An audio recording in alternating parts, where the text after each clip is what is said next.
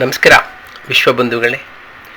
ಇಂದು ನಾನು ಶಿಕ್ಷಣ ಮಾಲಿಕೆಯಲ್ಲಿ doctor H.B. Chandrashekhar ಅವರು ಬರೆದ ಸಂಗತ ಅಂದರೆ ಪ್ರಜಾವಾಣಿ ಪತ್ರಿಕೆಯಲ್ಲಿ ಪ್ರಕಟವಾದ ಲೇಖನವೊಂದನ್ನು ವಾಚನ ಮಾಡ್ತಾ ಇದ್ದೇನೆ. ಪ್ರಸ್ತುತ ಶೈಕ್ಷಣಿಕ ವಿಷಯಕ್ಕೆ ಸಂಬಂಧಿಸಿದಂಥ ಈ ಲೇಖನ ಅನೇಕರಿಗೆ ಉಪಯುಕ್ತವಾಗಬಹುದು ಅನ್ನುವ ಕಾರಣದಿಂದ ಈ ಲೇಖನವನ್ನು ವಾಚನ ಮಾಡ್ತಾ ಇದ್ದೇನೆ. ಆ ಲೇಖನದ ಶೀರ್ಷಿಕೆ ಅಕ್ಕನಷ್ಟು ಜಾಣೆಯಲ್ಲ ಇವಳು ಅನ್ನುವ ಶೀರ್ಷಿಕೆ. ಪರಿಚಿತರೊಬ್ಬರು ಇತ್ತೀಚೆಗೆ ತಮ್ಮ ಇಬ್ಬರು ಮಕ್ಕಳೊಂದಿಗೆ ನನ್ನನ್ನು ಭೇಟಿಯಾದಾಗ 5ನೇ ತರಗತಿ ಓದುತ್ತಿರುವ ಅವರ ದೊಡ್ಡ ಮಗಳನ್ನು ಪರಿಚಯಿಸುತ್ತಾ, ಇವಳು ಬಹಳ ಜಾಣೆ, 96% ಮಾರ್ಕ್ಸ್ ಪಡೆದಿದ್ದಾಳೆ ಎಂದರು. 3ನೇ ತರಗತಿ ಓದುತ್ತಿರುವ ತಮ್ಮ ಇನ್ನೊಬ್ಬ ಮಗಳನ್ನು ಪರಿಚಯಿಸುತ್ತಾ, ಅಕ್ಕನಷ್ಟು ಜಾಣೆಯಲ್ಲ, ಇವಳು ಕಡಿಮೆ ಮಾರ್ಕ್ಸ್ ತೆಗೆದುಕೊಂಡಿದ್ದಾಳೆ ಎಂದರು. ಮಕ್ಕಳನ್ನು ಹೋಲಿಕೆ ಮಾಡಬೇಡಿ ಎಂದು ಅವರಿಗೆ ಹೇಳುವುದು ಹೇಗೆ ಎಂದು ಯೋಚಿಸುತ್ತಿರುವಾಗಲೇ ಕಿರಿಮಗಳ ಕಣ್ಣಾಲೆಗಳು ತುಂಬಿ ಬಂದು ಒಂದೆರಡು ಹನಿ ಕಣ್ಣೀರು ಜಾರಿ ನೆಲ ತಾಕಿದವು. ಆಗ ನಾನು, ಮಕ್ಕಳ ಮನಸ್ಸು ಸೂಕ್ಷ್ಮವಾಗಿರುತ್ತದೆ, ಅವರನ್ನು ಅಂಕಗಳ ಆಧಾರದ ಮೇಲೆ ಹೋಲಿಸಿ ಅವಮಾನಿಸುವುದು ಬೇಡ ಎಂದು ಮನವಿ ಮಾಡಿದೆ. ದುಃಖಿತರಾಗಿದ್ದ ಬಾಲಕಿಗೆ ಒಂದಷ್ಟು ಸಮಾಧಾನದ ಮಾತುಗಳನ್ನಾಡಿದೆ. ಪರೀಕ್ಷೆ ಮುಗಿದು ಫಲಿತಾಂಶ ಪ್ರಕಟವಾಗುವ ಸಂದರ್ಭದಲ್ಲಿ ಮಕ್ಕಳು ಪಡೆದ ಅಂಕಗಳ ಆಧಾರದ ಮೇಲೆ ಅವರನ್ನು ಹೊಗಳುವುದು, ಇತರ ಮಕ್ಕಳೊಂದಿಗೆ ಅವರನ್ನು ಹೋಲಿಸಿ ಹೀಯಾಳಿಸುವುದು, ತೆಗಳುವುದನ್ನು ಪೋಷಕರು ಹಾಗೂ ಕೆಲ ಶಿಕ್ಷಕರು ತಮಗರಿವಿಲ್ಲದೆ ಸಹಜ ಎಂಬಂತೆ ಮಾಡುತ್ತಾರೆ. ಇದನ್ನು ಮಕ್ಕಳ ಒಳ್ಳೆಯದಕ್ಕಾಗಿಯೇ ತಾವು ಮಾಡುತ್ತಿದ್ದೇವೆ ಎಂದು ಅನೇಕರು ನಂಬುತ್ತಾರೆ ಹಾಗೂ ತಮ್ಮ ಕೃತ್ಯವನ್ನು ಸಮರ್ಥಿಸಿಕೊಳ್ಳುತ್ತಾರೆ. ಈ ರೀತಿ ಮಾಡುವುದರಿಂದ ಮಕ್ಕಳು ಮುಂದಿನ ತರಗತಿಗಳಲ್ಲಿ ತಮ್ಮ ಅಂಕ ಗಳಿಕೆಯ ಸಾಮರ್ಥ್ಯವನ್ನು ಉತ್ತಮಪಡಿಸಿಕೊಳ್ಳುತ್ತಾರೆ ಎಂಬ ನಿಲುವು ಅನೇಕರದ್ದಾಗಿರುತ್ತದೆ. ಮೊನ್ನೆ ಬಂದ ದ್ವಿತೀಯ PUC ಫಲಿತಾಂಶದಲ್ಲಿ 95%ಕ್ಕೂ ಅಧಿಕ ಅಂಕ ಪಡೆದ ವಿದ್ಯಾರ್ಥಿಗಳ ಅನೇಕ ಪೋಷಕರು ಇನ್ನೊಂದಷ್ಟು ಅಂಕ ಬರಬೇಕಿತ್ತು ಎಂದು ಹಲುಬುವುದನ್ನು ಗಮನಿಸಿದ್ದೇನೆ. ನನ್ನ ಪರಿಚಿತ ಶಿಕ್ಷಕರೊಬ್ಬರು ಅವರ ಶಾಲೆಯಲ್ಲಿ ನಡೆದ ಪ್ರಕರಣವನ್ನು ನನ್ನೊಂದಿಗೆ ಹಂಚಿಕೊಂಡರು. 1ನೇ ತರಗತಿ ಓದುತ್ತಿರುವ ವಿದ್ಯಾರ್ಥಿನಿಯ ಪೋಷಕರೊಬ್ಬರು ತಮ್ಮ ಮಗಳು ಎಷ್ಟು ಅಂಕ ತೆಗೆದರೂ ಸಮಾಧಾನವಿಲ್ಲದಂತೆ ವರ್ತಿಸುವುದರ ಜೊತೆಗೆ ತರಗತಿಯಲ್ಲಿಯೇ ಹೆಚ್ಚು ಅಂಕ ಪಡೆದ ಇತರ ವಿದ್ಯಾರ್ಥಿಗಳ ಉತ್ತರ ಪತ್ರಿಕೆಗಳನ್ನು ತೋರಿಸಲು ಪಟ್ಟು ಹಿಡಿಯುತ್ತಾರೆ. ಅತ್ಯುತ್ತಮ ಅಂಕ ಪಡೆಯುವ ಆ ಬಾಲಕಿಯು ನನ್ನ ಅಮ್ಮನಿಗೆ ಎಷ್ಟು ಅಂಕ ತೆಗೆದರೂ ಸಂತೋಷವಿಲ್ಲ ಎಂದು ಶಿಕ್ಷಕರ ಹತ್ತಿರ ಬೇಸರ ತೋಡಿಕೊಂಡಿದ್ದಾಳೆ.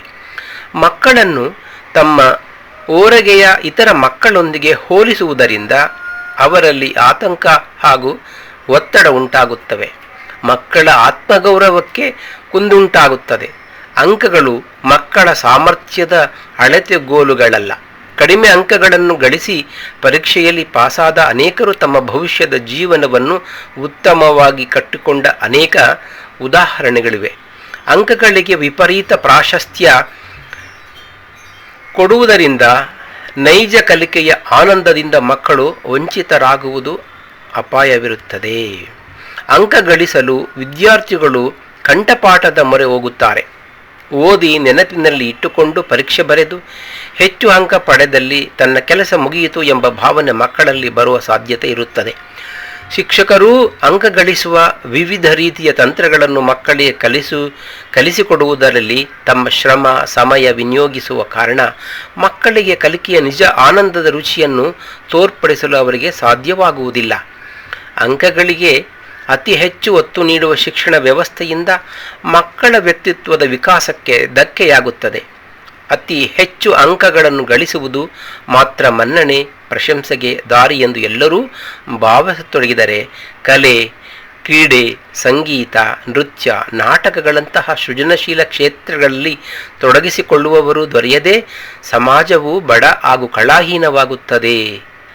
ಅಂಕ ಗಳಿಕೆಯನ್ನು ನಿರ್ಲಕ್ಷಿಸಲಾಗದು. ಆದಾಗ್ಯೂ ಒಂದೊಂದು ಅಂಕವನ್ನು ನೆಪವಾಗಿರಿಸಿಕೊಂಡು ಇತರ ಮಕ್ಕಳೊಂದಿಗೆ ಹೋಲಿಸುತ್ತಾ ಅವರ ಮನನೋಯಿಸಬಾರದೆಂಬ ತಿಳುವಳಿಕೆಯನ್ನು ಪೋಷಕರು ಹಾಗೂ ಶಿಕ್ಷಣ ಸಂಸ್ಥೆಗಳಿಗೆ ನೀಡುವುದು ಇದು ಸಕಾಲ. ಪುಟ್ಟ ಜೀವಗಳು ಪುಸ್ತಕದ ಚೀಲದ ಭಾರ ಹೊರಲಾಗದೆ ದೈಹಿಕವಾಗಿ ಬಳಲಿದರೆ ಮಾಹಿತಿಯ ಮಣ ಭಾರದಿಂದ ಮಾನಸಿಕವಾಗಿ ನಲುಗುತ್ತಿವೆ. ಇದನ್ನು ಗಮನದಲ್ಲಿಟ್ಟು ಮಕ್ಕಳ ಮೈ ಮನಸ್ಸು ಹಗುರಾಗಿಸುವ ಕಾರ್ಯಗಳಾಗಬೇಕು. ಮಕ್ಕಳ ದೃಷ್ಟಿಯಲ್ಲಿ ಆಕರ್ಷಕವೆನಿಸುವ ರೀತಿಯಲ್ಲಿ ಪಠ್ಯಪುಸ್ತಕಗಳು, ಪಾಠಬೋಧನೆ, ಮೌಲ್ಯಮಾಪನ ವ್ಯವಸ್ಥೆಯನ್ನು ಮರು ರೂಪಿಸುವ ಕಾರ್ಯವಾಗಬೇಕು. ಜೀವನದ ಸವಾಲುಗಳಿಗೆ ಮಕ್ಕಳನ್ನು ಸಜ್ಜುಗೊಳಿಸಲು ಪುಸ್ತಕಗಳ ಜೊತೆಗೆ ಜೀವನಾನುಭವ ಹಾಗೂ ಕೌಶಲ ಅಗತ್ಯ. ಈ ದಿಸೆಯಲ್ಲಿ ಮಕ್ಕಳು ತಯಾರಾಗಬೇಕೆಂದಲ್ಲಿ ಅಂಕ ಪ್ರಧಾನ ವ್ಯವಸ್ಥೆಯಿಂದ ಜೀವನ ಕೌಶಲ ಕೇಂದ್ರಿತವಾದ ಶಿಕ್ಷಣ ರೂಪಿಸುವೆಡೆ ಪೋಷಕರನ್ನು ಜಾಗೃತಿಗೊಳಿಸಬೇಕಾದ ಅವಶ್ಯಕತೆ ಇದೆ. ಇಲ್ಲಿ ಡಾಕ್ಟರ್ ಚಂದ್ರಶೇಖರ್ ಅವರು ಹೇಳುವಾಗ ಕಲೆ, ಕ್ರೀಡೆ, ಸಂಗೀತ, ನೃತ್ಯ, ನಾಟಕದಂಥ ಸೃಜನಶೀಲ ಕ್ಷೇತ್ರಗಳನ್ನೂ ಕೂಡ ಬೇಕು ಅಂತ ಹೇಳ್ತಾರೆ. ನಿಜವಾಗಲೂ ಇತ್ತೀಚಿನ ದಿನಮಾನಗಳಲ್ಲಿ ಅಂಕಗಳ ಬೆನ್ನು ಹತ್ತಿ ಓಡುತ್ತಿರುವ ಮಕ್ಕಳು, ಪೋಷಕರು ಮತ್ತು ಈ ಶಿಕ್ಷಣ ಸಂಸ್ಥೆಗಳನ್ನು ನೋಡಿದಾಗ ನಾವು ಮೌಲ್ಯದ ಒಂದು ದಾರಿಯನ್ನು ಬಿಟ್ಟು ಬೇರೆಲ್ಲೋ ಸಾಗಿದಂತೆ ನಿಜವಾದ ನಗು, ಅಳು, ಸಹಜವಾದ ಬದುಕು ಮತ್ತು ಸಹಬಾಳ್ವೆ ಇಂಥವುಗಳನ್ನೆಲ್ಲ ಮರಿತಾ ಇದ್ದೀವೇನೋ ಅನ್ನಿಸ್ತಾ ಇದೆ.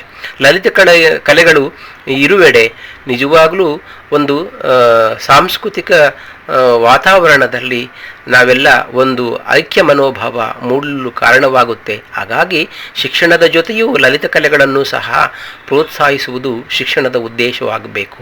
ಯಾಕೆಂದರೆ ಎಲ್ಲ ವರ್ಗದ ಜನರೂ ಕೂಡ ಈ ಸಮಾಜದಲ್ಲಿ ಬೇಕು ಅನ್ನುವುದನ್ನು ಈ ಲೇಖನದಲ್ಲಿ ಅತ್ಯಂತ ಅಚ್ಚುಕಟ್ಟಾಗಿ ಪ್ರಸ್ತುತಪಡಿಸಿದ್ದಾರೆ. ಅವರಿಗೆ ಧನ್ಯವಾದಗಳು ಮತ್ತು ನಮಸ್ಕಾರ.